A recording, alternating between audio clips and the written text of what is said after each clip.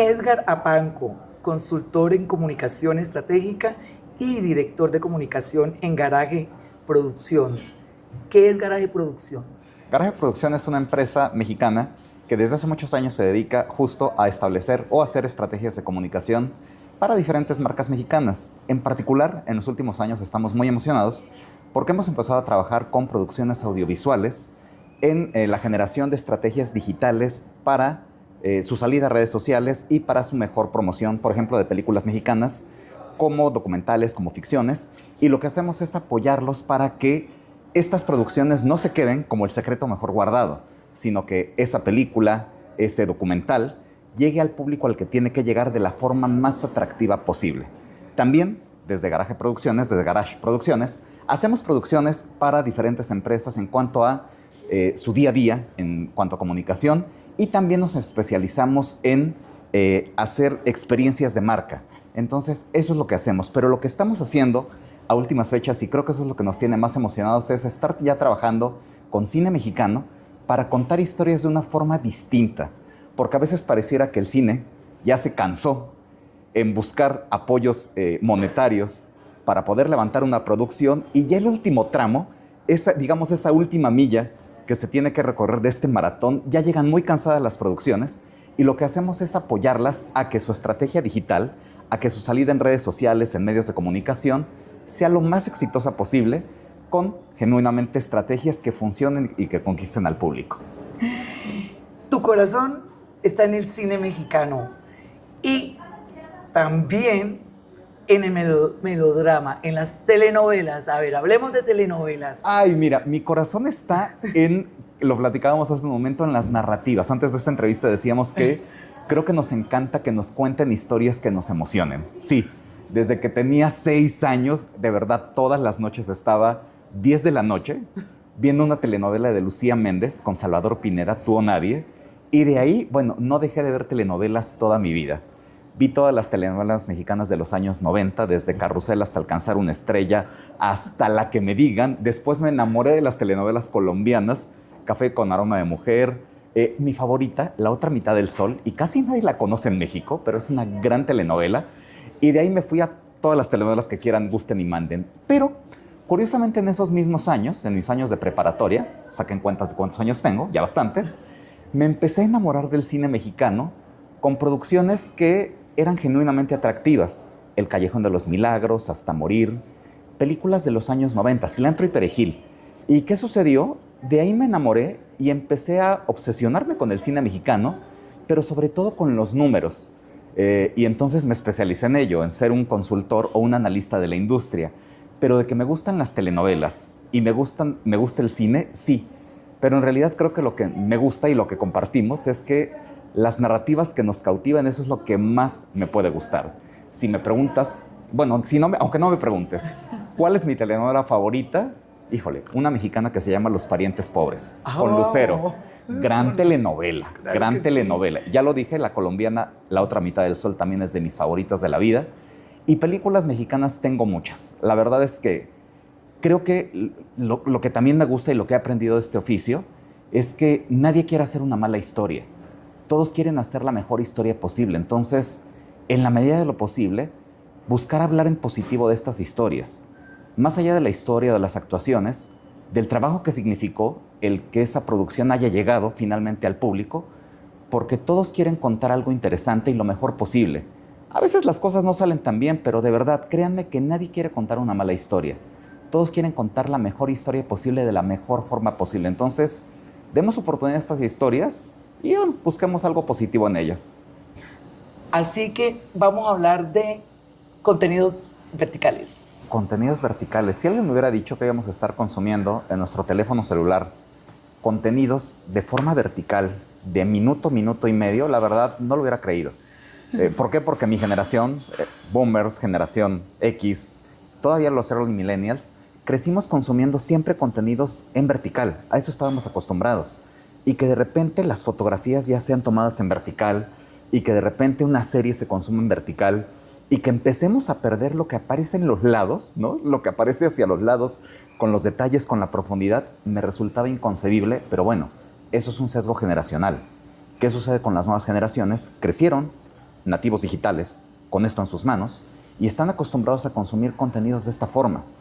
Nosotros, nuestra generación, creció consumiendo contenidos de 44 minutos o 22 minutos si duraba poco la telenovela, media hora, pero ahora los contenidos, los capítulos duran 1 minuto o 1 minuto y medio. Siguen siendo de 60 capítulos, pero antes las telenovelas eran de 60, de 100, de 200, de 300 o 400. Entonces, que ahora tengamos este cambio hacia este tipo de contenidos no deja de sorprenderme, de maravillarme, pero entender que esa es una segunda nueva realidad. Que sí las telenovelas siguen teniendo su público objetivo, su público al que siguen llegando, pero a las nuevas generaciones les gustan estos contenidos de minuto, minuto y medio, y tengo un ejemplo muy claro, es el caso de ViX. 100 contenidos que ya tienen producidos, que se van a estrenar en lo que queda del año para llegar a 100, se han convertido en 325 millones de views. Wow. ¿Eso a qué equivale? Siempre me gusta poner en contexto. Es el total de views globales que tuvo la temporada 1 y 2 de Merlina, Wednesday. Entonces, a eso equivale estos contenidos, estos views que tienen esos contenidos digitales. O, en particular, el más visto de ViX, que es El regreso de la heredera fugitiva, que tiene 55 millones de views. Wow. Tantos como una de las 10 series más vistas a nivel internacional de la misma plataforma de la que hablábamos, Netflix. Entonces, son números genuinamente impresionantes, donde, además, de vez en cuando tenemos estos cameos o apariciones especiales de esas estrellas consagradas de la televisión, y también sirven de semillero para que se formen nuevas generaciones de actores. Un ejemplo, la protagonista de la nueva versión de La Pícara Soñadora es justo una egresada de estos formatos verticales. Entonces, es bien interesante lo que se logra con esto. Y además, los alcances que tienen, más allá de los views en las mismas plataformas, las reproducciones que tienen, y además, el cómo se comparten estos contenidos.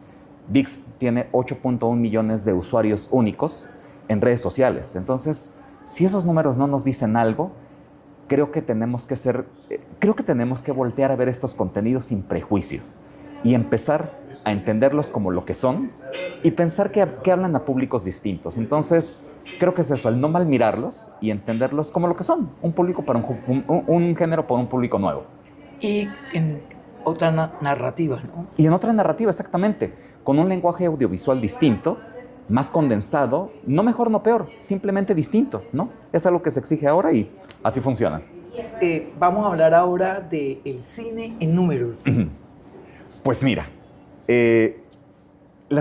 los números cuentan historias. Sí, ya platicamos que nos encantan las telenovelas y las historias de las películas, pero por ejemplo, decir que el cine mexicano ha recaudado 20 millones de espectadores en estos años de pospandemia, ¿es mucho o es poco? En realidad es poco. Si pensamos que esos mismos millones de espectadores los hizo solamente Spider-Man, la última entrega. Entonces, ¿por qué hablar de cine y de cine mexicano? ¿Y por qué hablar de industria? Porque eso nos pone en contexto de qué estamos haciendo bien y con qué no estamos conectando con nuestro público. ¿Por qué las historias de hace 20 años? ¿Por qué una película como No se aceptan devoluciones hizo 15 millones de espectadores en México, otro tanto igual en Estados Unidos? ¿Y por qué recorrió muchísimos países de todo el mundo, Latinoamérica, Europa, distintas partes del mundo? ¿Y por qué ahora eso no está sucediendo? ¿Qué dejamos de hacer o qué empezaron a hacer mejor otros mercados, Corea del Sur, para que esas narrativas sí conquisten audiencias internacionales y las mexicanas no? Y es una cuestión a lo mejor hasta de empaque, porque si pensamos en una película como Contraataque, producción mexicana que estuvo en Netflix, en plataforma, es una de las 10 más exitosas de la historia a nivel global de historias no en inglés.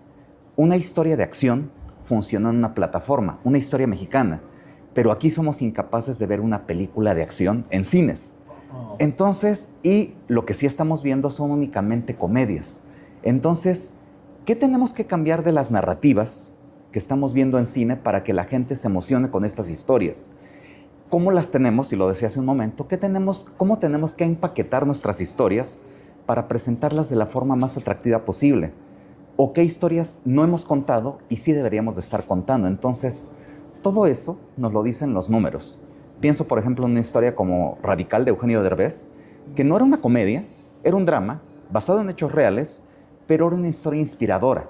Y fue una película, la única que esta década ha hecho más de 200 millones de pesos. Wow. Entonces, si esa historia logró llevarnos al cine, ¿qué historias tendríamos que estar buscando para que el público regrese a las salas de cine? Entonces, por eso me encanta y por eso me obsesiona hablar de industria de cine, porque los números de verdad nos cuentan historias de quiénes somos, qué es lo que nos gusta, qué es lo que ya nos dejó de gustar, quiénes son los talentos que nos apasionan, así como en las telenovelas nos gustaba ver a Verónica Castro y a Lucía Méndez y esas grandes actrices que sigue existiendo, grandes actrices desde luego, y por qué ya no tenemos ese tipo de personajes que nos cautivaban. Entonces sí es muy interesante echar un vistazo a los números, porque los números nos pueden decir mucho de quiénes somos y de qué historias pueden funcionar en el futuro. Y bueno, para finalizar, ¿qué estás haciendo? ¿En qué medios estás comunicando todo esto, toda esta información tan valiosa? Mira, esto lo estamos comunicando de cotidiano en Heraldo Televisión, en México. Bueno, es un medio que tiene alcance global, en televisión y en radio. También estamos con Cinépolis, la cadena más grande de Latinoamérica y la tercera más grande del mundo, en Paloma y Nacho, su portal de noticias. Entonces, ahí de cotidiano estoy comunicando y también soy invitado a diferentes medios. En el país constantemente estoy como invitado para platicar sobre algunos temas de análisis y también a veces en W Radio o en Televisión Azteca. Entonces, en esos medios me pueden encontrar.